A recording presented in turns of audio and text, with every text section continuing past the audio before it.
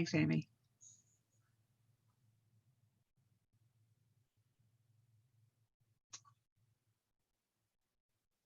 I'm Ann O'Sullivan, and this is a presentation about neuropsychiatric symptoms of dementia and how we as occupational therapists can take the lead on helping the members of our team manage these concerns and be more effective in our treatment and our interactions with people living with dementia.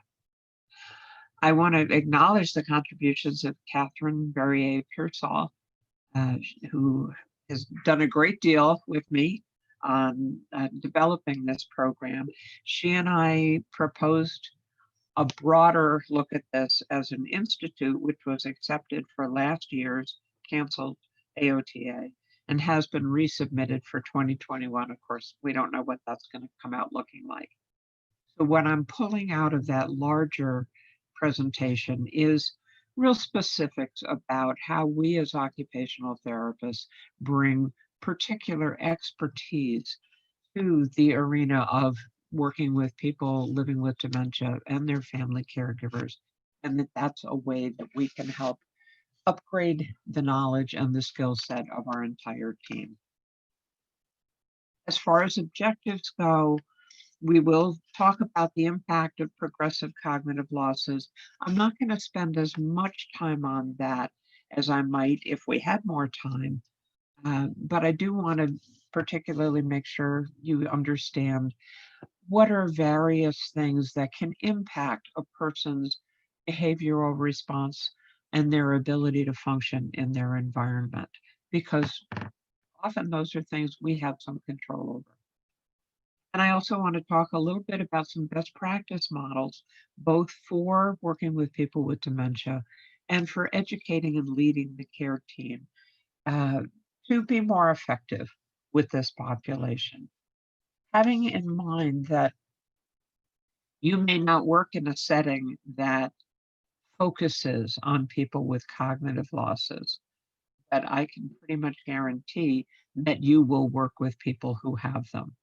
Even if you're working in an unrelated setting, there's a lot of folks out there experiencing cognitive losses, and they may have other issues that actually bring them to occupational therapy. You may also know people in your own life, so I hope that you are able to find some usefulness in this information. Thinking about behavior, and I want to be really clear. When I use the word behavior, I'm referring to whatever a person is doing in any given moment. It's not negative, it's not positive, it's just what they are doing. So right now, I am exhibiting behavior as I record this presentation. And when you watch it, you'll be exhibiting behaviors. Nothing good or bad about them inherently. It's just what you're doing, how you're responding in the moment. So the concern that we run into with people living with dementia is that when a response is of the negative variety, often the person themselves has difficulty redirecting it, changing the situation, or managing their responses. So I think of it as, if I'm in a situation where I'm very uncomfortable, I can problem solve my way out, whether it's maybe I leave, maybe I find somebody I feel more comfortable with to talk with. But that's because I can draw on my experience and say, okay, I didn't like the last time this happened. What did I do about it? When people are having cognitive issues, many times they are not able to draw on that experience. They may not even recognize that they are becoming uncomfortable, and therefore they're not able to problem solve their way out of it. So then it falls to people around them to help guide the situation in a more positive way.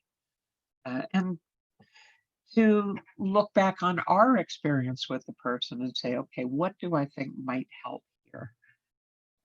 So this is a situation that many people living with dementia and many caregivers find themselves in. There are some things we know about behavior, some really basic information. So here's the good news about behavior. Every behavior is understandable. They're not all manageable, but every behavior can be understood and can be considered as a form of communication. So behaviors, positive, negative, have meaning. And if we can identify what's behind them, then we have the opportunity not only to guide them in the moment, but to create situations where those negative moments happen less frequently. And so we know prevention is the best strategy. If we cannot have the negative moment at all, that's best for everybody.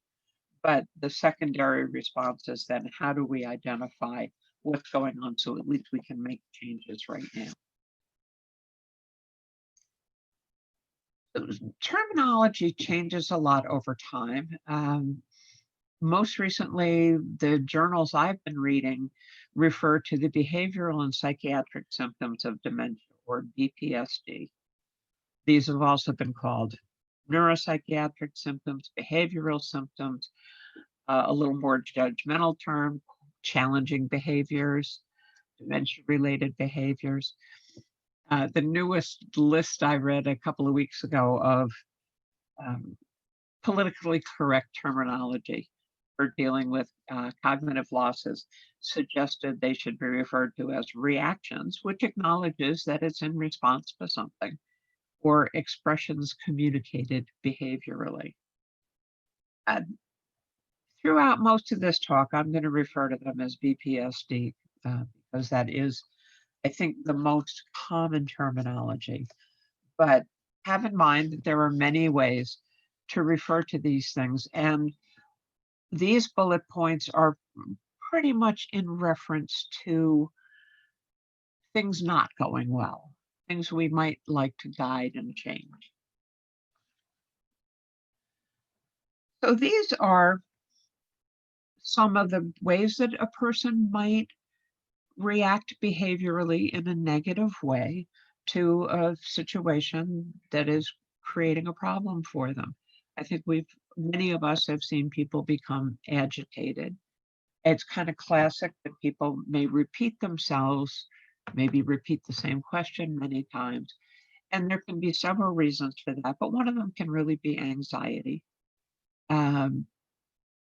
Wandering may include some level of anxiety or some need to be somewhere. All of these have specific strategies you may use for them. We're going to talk in more generalities about understanding what's going on and understanding how important it is that we address these, because if people just continue to be agitated and upset, we get some negative outcomes. If there's some evidence that the disease process can move along more quickly, that people are not able to function as well and are not living as quality of a life, that providers, and I've certainly witnessed this as both a provider and as a family member, their interventions aren't as effective if the person living with dementia is not able to participate fully. Behavioral symptoms are one of the most stressful things that caregivers deal with, that family caregivers say, this is the hardest one for me. And in many cases, it means people end up moving to a more supervised setting, possibly sooner than they absolutely had to. And since we know that home is really where something like 80% of people with dementia live, home in the community. So families are providing the day-to-day care. And of course, as these conditions progress, they're providing more and more day-to-day care.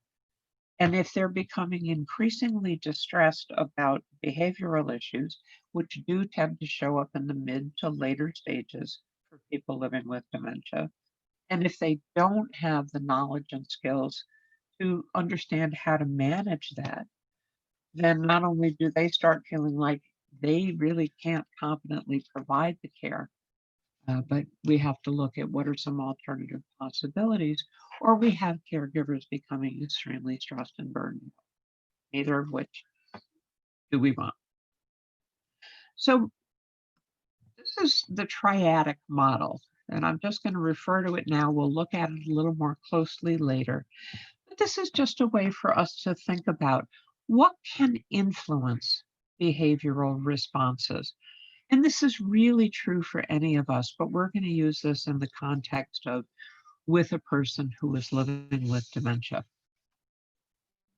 So we'll first think about that brown oval, the person factors.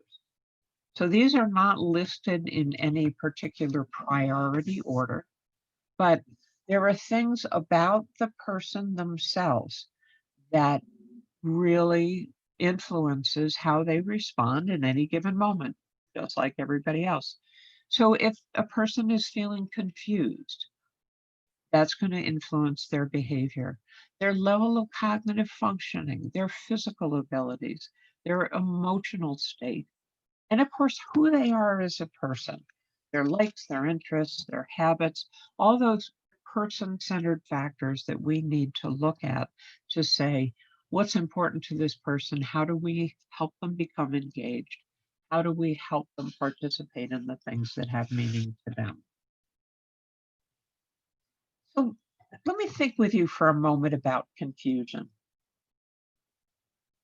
I'm going to ask you to visualize a situation for a minute. This should feel fairly familiar to all of us.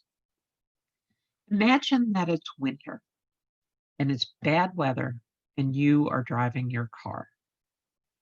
And it's your least favorite time of day for driving. The light is terrible. You're driving on your least favorite section of highway. So lots of merging traffic, lots of people shifting lanes, people not using their signals. The road conditions are terrible. It's icy, it's slippery, and it's snowing. And it's those big, fat, wet flakes that cover your windshield pretty quickly. And your wipers aren't working all that well. Because of the way the traffic's moving, you're having to drive a little faster than you're comfortable with. And you have a passenger with you in the front seat, and that person is nervous. And so they are chattering at you. And they've decided to turn the radio on. And they've cranked it a little loud. And it's a station you don't like. And then you look in your rearview mirror and you see an 18-wheeler about to pass you pretty closely. So just be in that moment for a moment and think about, how do you feel? And what do you want to do? What do you want to have happen? Most people want to slow things down and get better control of the situation.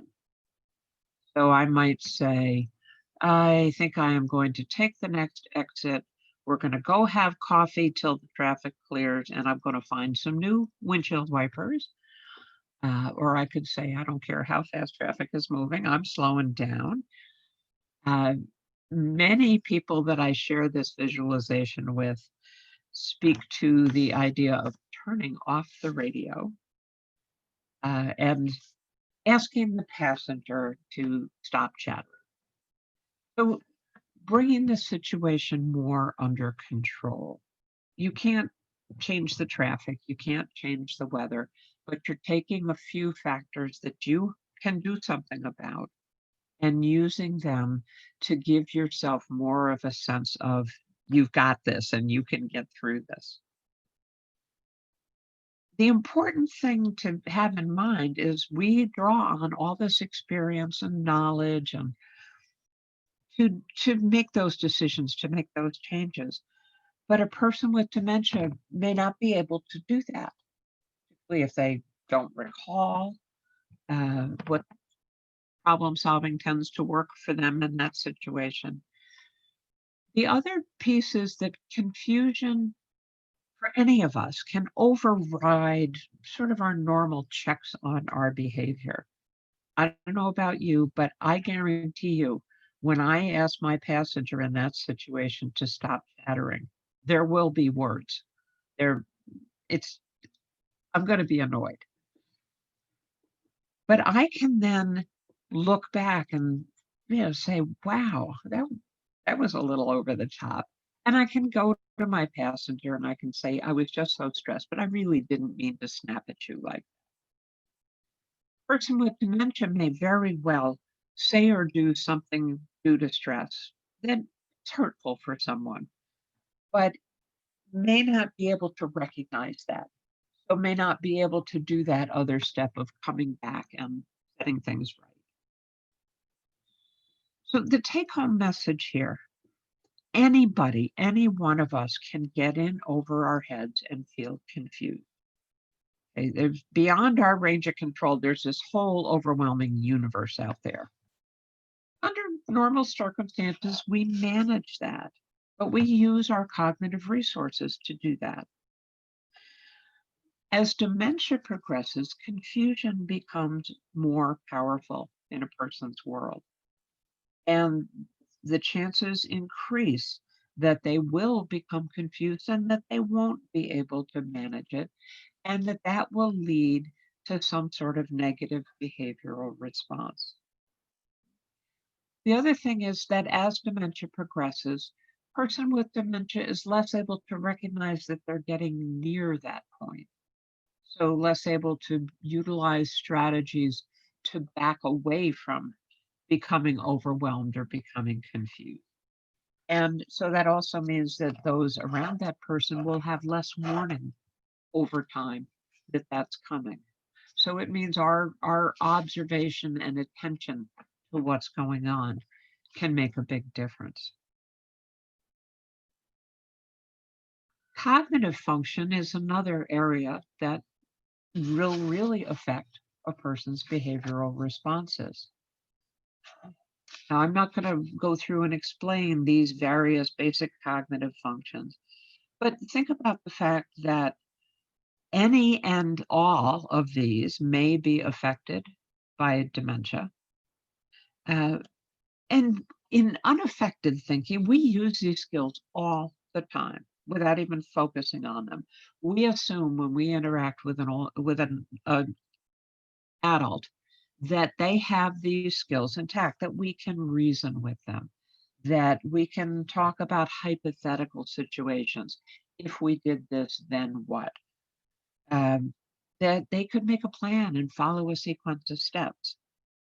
And so that is how we base our adult interactions.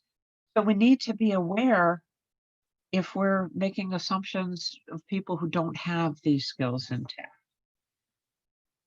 So as OTs, we need to consider these areas of thought in the context of how they impact function and how they can impact behavioral responses.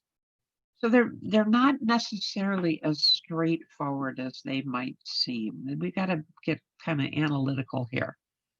So for instance, many of us, when we think of memory, we think of recall. What did you have for breakfast? What did you do yesterday? But I want to have you just think about memory is much more than that. Memory is how we connect ourselves to our life histories, how we understand our relationships, because we have all these memories that we share of things we did with these different people. It's how we build new skills we have to learn by remembering. And it's how we make decisions based on experience. We draw on our memory.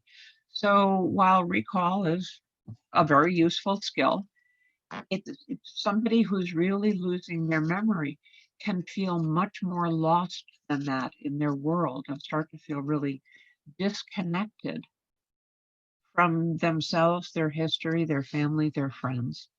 So it's got a much more powerful impact than it might seem to on the surface. These skills also combine to allow us to perform higher level executive functional activities. So these are some of the things that really allow us to function independently over the course of the day. So reasoning is where we connect thoughts and objects and actions and events. So we can draw a conclusion and consider what the different aspects of a situation are. And planning is where we not only choose the actions to reach a goal and put them in the right order, but we also decide how much cognitive resource do we want to give to each of those steps or tasks, and how do we actually go about then taking action. So it's more than just organizing steps. It's putting together a whole picture and deciding on priorities and then making a decision on how to proceed. Problem solving is where we work on finding solutions to difficult or complex problems and can really call on many of those cognitive functions to be able to do that. And then cognitive flexibility is how we switch between different lines of thought or consider multiple options. And again, requires several of those basic functions.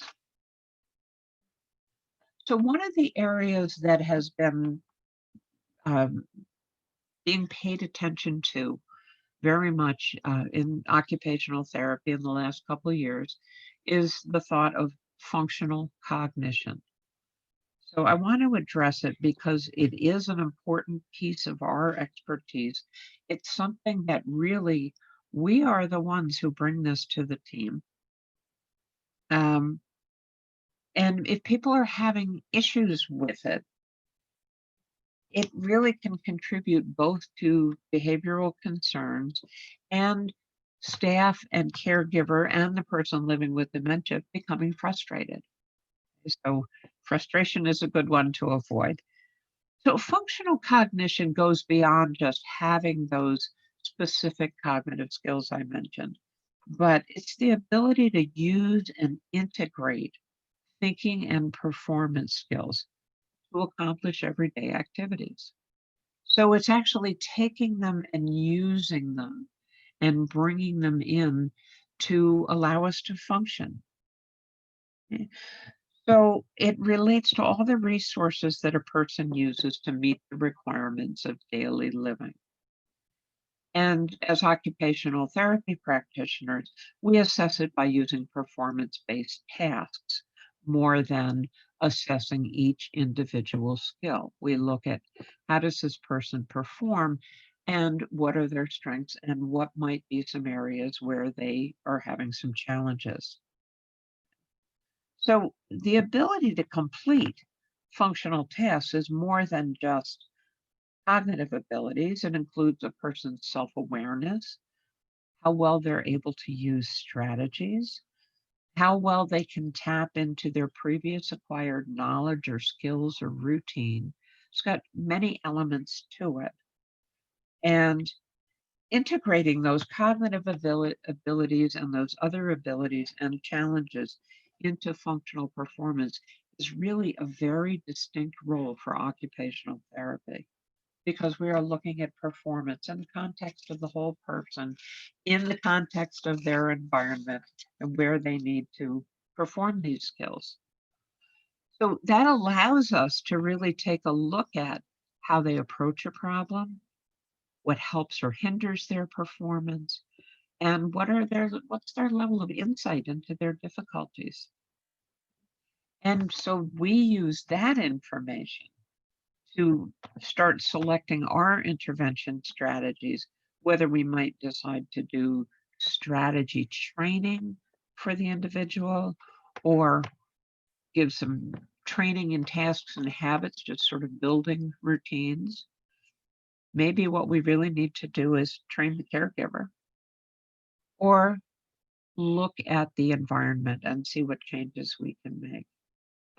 So people who are more aware of their cognitive challenges and are able to learn may adopt strategies to overcome challenges. So people may be in early stages of cognitive loss And they may be able to then generalize those to other activities. So occupation-based approaches, and I know I'm preaching to the choir here, are more effective than like pencil and paper tasks, integrating things into functional activities, meaningful activities. So framing the approach around tasks the client needs to be able to do. Now, some folks, so that's the people on the left-hand column here on the slide. They have insight, they have ability to learn. Other folks may not be so aware of their cognitive challenges. And generally that awareness tends not to really improve. So they're likely to benefit more from the tasks, from the interventions based on task and habit training. So gaining mastery in a specific task without actually generalizing. And again, caregiver training, looking the environment, folks in that category are not as likely to generalize their learning to other tasks.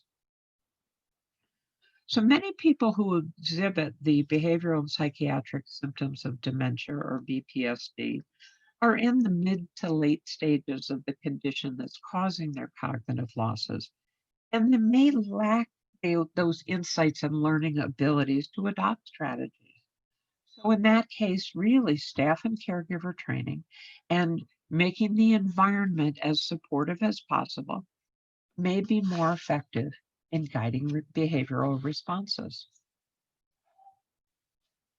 Back when we looked at that triadic model, which we'll look at again in a minute, it also, under person, we can think about the physical ability someone has, whether or not that's related to their cognitive issues. So I might have Alzheimer's disease, but the reason I don't want to go upstairs to take a shower is not because of my Alzheimer's disease, it's because my osteoarthritis in my knees is bothering me. We need to think about what are these other things. And your primary reason for seeing a person may have to do more with their physical or emotional status. And then you find that they also have cognitive issues. So the reason that you met them might vary, but it's important to take all these pieces into account. And then we know that behavior is driven by a person's emotional state in the moment. So just like the rest of us, people with dementia experience sadness and anger and worry, may not be able to express as clearly what's going on. And we can't discount the fact that if someone is feeling confused, that's a very uncomfortable feeling. As you, with the driving exercise, you don't want to be there. So we need to take that into account for emotional as well. And then the all-important person-centered, who is this person? What is likely to engage them? What's important to them? What do they want to be able to do? How can we fit these things into their current routine? Which is something I hope we always take into account. And then considering the environment can have a huge impact, particularly on a person who's having trouble interpreting their environment or focusing in their environment. So things like clutter are very confusing for people. Too much background noise, but also things like lack of objects around that might engage me, or lack of appropriate activities that might engage me. And of course, we would look at making sure the environment is as safe as it can. And then the third factor is the caregiver or other people. And these bullet points represent some communication and management styles that can tend to negatively impact behavioral responses. We ask a lot of caregivers and we ask a lot of caregivers. One of the things we often ask them is, can you control your tone of voice? Can you not sound so frustrated, which is really a a tough task.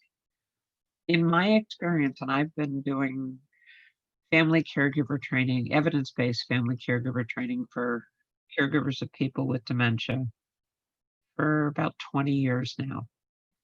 And my experience pretty much universally is not that when they understand more what's going on with the person and how to approach that, it's not that the caregiver becomes more patient or calms down in terms of their relationship with the person, that things don't bother them as much because A, they make more sense, and B, they have some strategies they can call on. So many of these things, with a caregiver being guided to understand what's going on and what are more effective approaches, can be taken care of without requiring a huge amount of extra self-control on the part of the caregiver or the other person. And certainly caregiver stress level, even people with really limited communication skills who have dementia can really read emotion, and a very stressed caregiver will create stress in the individual as well. Back to our triadic model. This is that all these things have an impact on behavior and they all connect. An important follow-up point is to recognize that over the course of dementia, the person becomes less in control of guiding their own behavior, and the other people and environment become more powerful. So most of us guide our own behavior primarily based on what we feel is the best thing to do. But other people in the environment have an impact or can have an impact. But over time, that person factor becomes less and less powerful, which means that caregivers, staff, have some ability to have input into how other people interact and how the environment goes. But it also means we need to recognize the person themselves isn't driving that bus as much as they were. So there are a number of ways for analyzing behavioral and psychiatric symptoms of dementia. So it's important to understand what causes a particular response, because then we can go back and look at, is there something we want to change to guide things in a different direction? So we start out as occupational therapy practitioners looking at a person's cognitive losses and strengths. And the Allen Cognitive Disabilities Model is a very good way to do that. One of the things I really like about it is it gives us a sense of what are a person's remaining strengths, not just what are their losses. But if you are not trained in providing this assessment and you're working in an environment where you're encountering people with cognitive losses due to anything, this is an important one to get trained and to be able to use. You can get a lot of really good information, which will help you teach the person and or the caregiver how to match the person's abilities with tasks and give suggestions for how to facilitate the person's best ability to function in the least restrictive environment. This is a really important tool. And it's important to have in mind that a mismatch between a person's abilities and the task can be a source of negative behavioral responses, which we're trying to avoid. This is also the competence environmental press framework looks at the fact that the more that the environment and the physical and social environments demand of a person, the less competent they are in it. It's kind of intuitive when you think about it. And the less demand that the environment puts on them to cope, the more competent they are to function in that environment. So taking a look at that environment and trying to reduce unnecessary demands is an important strategy. And it's important for us to understand that this is the progressively lowered stress threshold, that we all have comfort zones where we can function easily. If we get overstimulated, like in that driving in the winter storm example, or we get understimulated, that creates a stress for us. Those of us without cognitive losses can often problem solve our way to stay in the comfort zone. A couple of things we know, though. People with dementia are not as able to problem solve to stay in the comfort zone. They are not as able to anticipate that they're getting near the margins. And the comfort zone shrinks over the course of dementia. So it falls more to other people in the environment to make sure that they're able to stay within a comfort zone as much as possible, because that's where we will not run into negative behavioral responses, and where we do run into better quality of life. The other model I want to mention is the ABC model, which is a way of identifying what's behind any response that a person gives. And in order to say, well, that was a really great response, I want to do that some more, or that didn't go so well, how could I change it?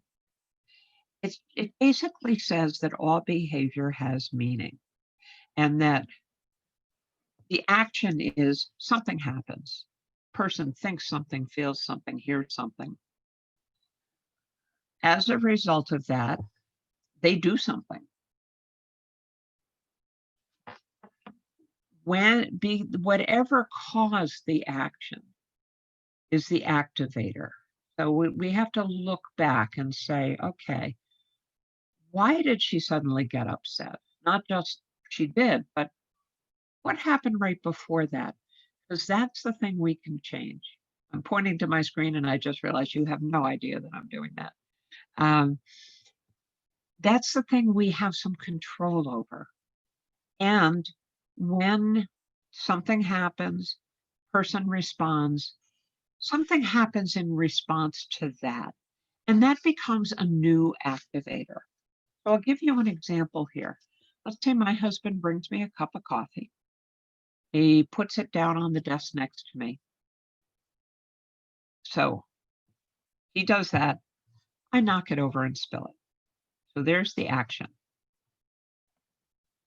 or the behavior, if you want to go with the ABC. I turn to him and I say, what were you thinking? Why did you put that coffee there? Look at this awful mess. So that's the consequence. Now he has some choices as to how he is going to respond to me. I might not fault him if he said, what are you talking about? You're the one who knocked it over. What's wrong with you? In which case you can see this downward spiral of communication is about to start happening. So that's going to trigger my next action, which is going to be negative. Alternatively, he could put the coffee down. I spill it. I turn to him and say, why did you do that? What's wrong with you? And he could opt to say, I'll go grab a towel and help you clean it up. In which case we have this totally different dialogue starting. Now, the other piece of this, because what we want to use this for is to guide behavior in the future. Should he ever bring me another cup of coffee, he might very well put it down next to me, put a cover on it, and point it out to me and say, here, I'm putting your coffee right there, in hopes of avoiding ever going through this whole scenario again. So let's go from there to thinking about how do you build some strategies for guiding behaviors? And we know the evidence is very clear, and I made you a resource sheet, which you can also get off of the MEOTA website. And I put in a lot of references for what's the evidence behind using non-pharmacologic approaches, meaning avoiding medication as a frontline solution for behavioral issues. So some of the things we've been talking about: caregiver education, activity and social engagement, getting somebody involved in doing something, managing the environment, communicating in an appropriate way. The evidence is huge that if these approaches are tailored to the individual's needs, it's not a one-size-fits-all thing, although some solutions do work very well across the board. We know that using these interventions with people, we see fewer and less severe behavioral issues. Caregivers, when they're taught how to use these strategies, report reduced burden and that things are going better with the person. And it's been proven that these work at least as well and possibly better than medicating someone to manage behavior. So some of them are really like basic. Some of them we'll be looking at and saying, yeah, we do that. But have in mind, it's not basic for everybody, and it's not necessarily obvious to everybody that these work as well as medicating someone who's agitated if we start implementing these. So we'll start with the basics. So simplify communication. And these are all in our OT toolkits, and we can teach these to caregivers and other staff. One concept at a time. Think about the language that you're using, maybe do more showing than telling, or combine those two. Simplify the task, break it down into manageable steps. Again, something that I think we do so automatically, we probably don't even think about it sometimes. Modify the environment. We'll talk a little more about that. And engage in activity. So let's look at what that actually means. One of the communication strategies that I find people often sort of an aha moment is thinking about reducing abstractions. So abstractions, time, distance, geography, relationships, those can be very confusing for people who are having difficulty with them, and many people do. So maybe take that week from Thursday, this is where you're going a week from Thursday, out of the mix, because it's confusing. Allowing people time to process what you're saying, making sure they know you're talking to them, and then giving them time. If things are not going well, having strategies to help redirect someone, even if it's, Ann, let's talk about that in a minute, but right now, look at that cardinal in the bird feeder. Thinking about the task, whether it's arranging the items in advance or breaking it into small parts, something we are very good at. Modifying the environment. I found this picture online, and I thought it was a good illustration of perhaps a confusing environment. We also need to think about things like safety and lighting, but clutter is a huge source of confusion for people and tends to get them into playing with things that perhaps should be left alone. And then engaging in activity, whatever kind of activity captures that person's interest. So considering who they are and what their roles have been. And familiar activities work well, but that doesn't mean you can't try something new. And we need to teach caregivers and staff to relax the rules a little bit. It doesn't have to be perfect. We don't have to play Yahtzee exactly the way the rules say. So there's this key concept of content involvement. This comes out of the Savvy Caregiver program, which I do a lot of work with. The idea is that a person, even living with dementia, can be focused and engaged, and that when they are not simultaneously confused. And that how we facilitate this is to fit their abilities with activities.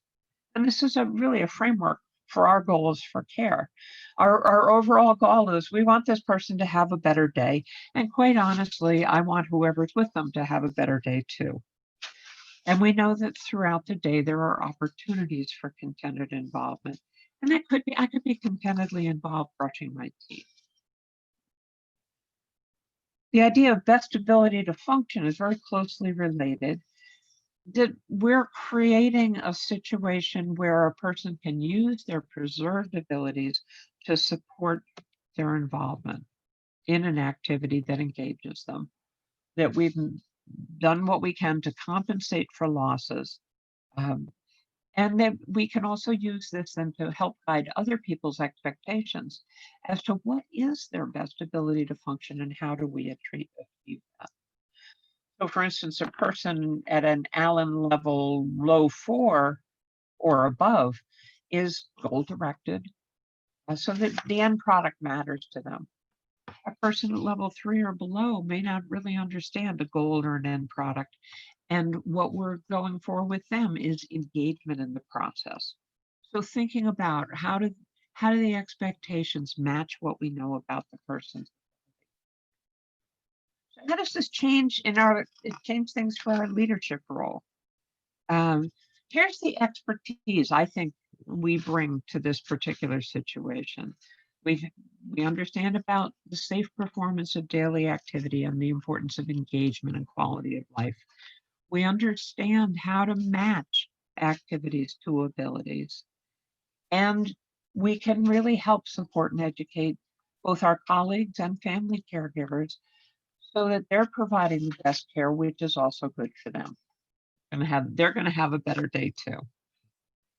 So we have these philosophy and values using the things like the occupational profile, that we use client-centered care strategies to support both the person and other people working with them. We are able to teach staff through modeling and coaching. We bring a huge skill set to looking at cognitive losses and behavioral guidance. Our ability to analyze behavior and say, okay, here's what might be behind it, and here's how we might strategize to do things differently. And then we're there. We're present. We can help educate people. And we have to have in mind, our colleagues and family caregivers are looking for strategies. They need these. This is hard work. People are getting tired. So if we can help them with that, it's an incredible opportunity for us to really make a difference in everybody's quality of life. There's a lot of research out there on what best practice for dementia care looks like. And they seem to agree with each other that team members have to be a little fluid. We can't have too rigid lines between, okay, I don't do that because I'm not a nurse.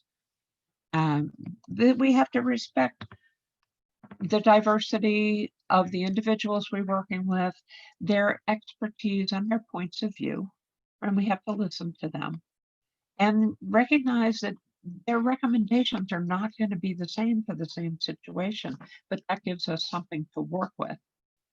And that we're putting the person living with dementia, that's what PLWD is, and the primary caregiver at the center of the team. So in working with a collaborative interprofessional team, we really want to use approaches to manage both chronic and acute conditions. And these teams exist across disciplines in lots of settings, and more schools are focusing in on this idea of interprofessionalism. The idea is that they collaborate with each other, whereas multidisciplinary teams sort of provide parallel services. Interprofessional teams collaborate. And that allows the leaders to delegate responsibilities throughout the team so that the person living with dementia is getting more comprehensive care. So in taking a leadership role of the team, there's a couple of things that's important to think about. One is, who are your colleagues? Who are your team members? Different settings have different answers to this question. Not only do we need to understand sort of their professional background, but what's their individual expertise? I'm an occupational therapist.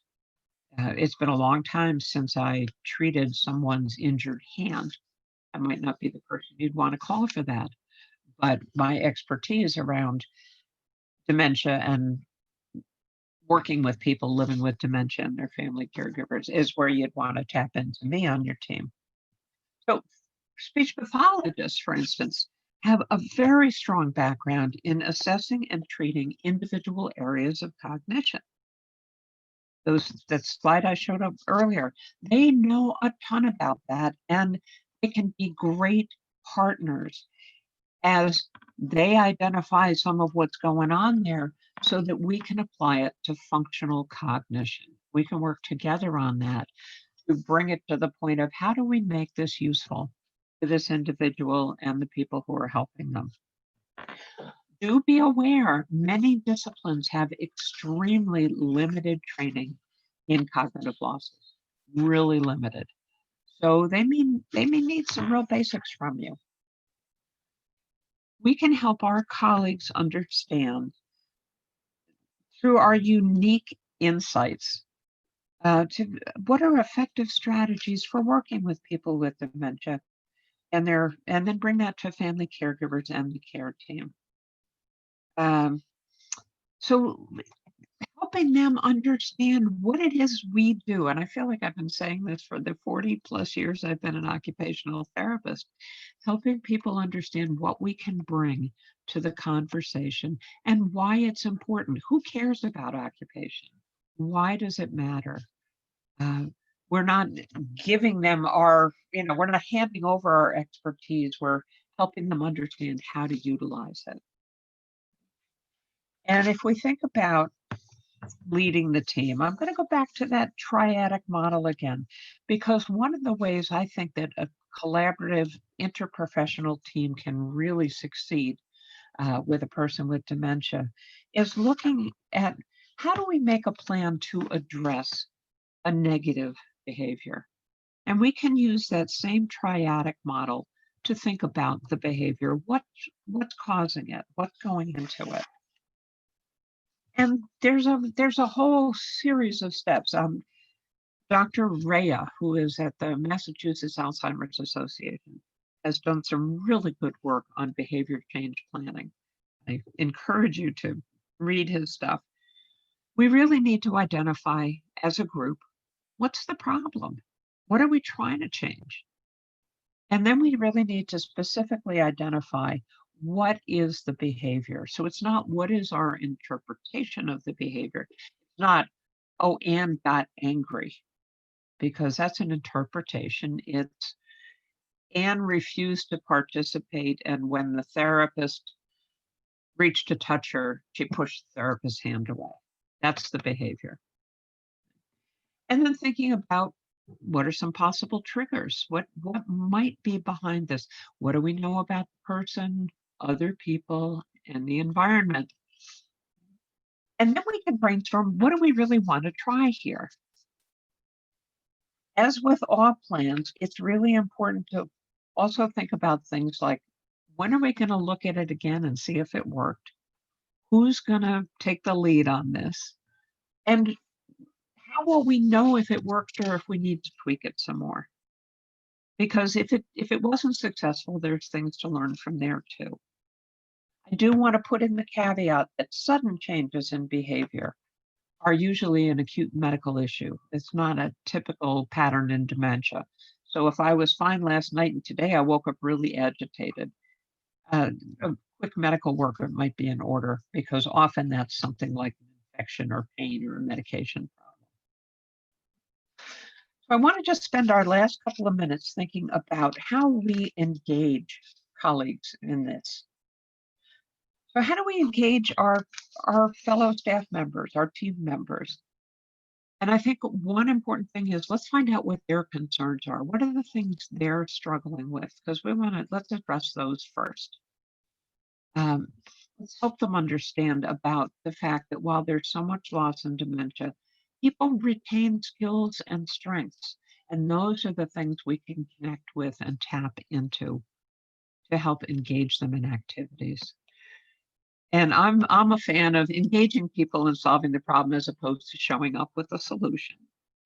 Teach people how to look at a task and break it down. So if the CNA needs to think about, well, there's so many steps in getting dressed. Which steps can this person do, and which do I have to help with, and how can I facilitate that? If you can help that person think in that way, that'll go a long way, not only with that person with dementia, but with the next person with dementia, in terms of being able to size the task to fit the person's abilities. Likewise, matching the environment to the person's abilities. And then understanding, okay, it worked in this situation, where else could you use it? Sometimes our challenge is engaging decision makers. Like, well, why would I put the time and money into making this happen? And there is so much evidence out there, and I included a number of references on your resource sheet that, first of all, you should do this because it works.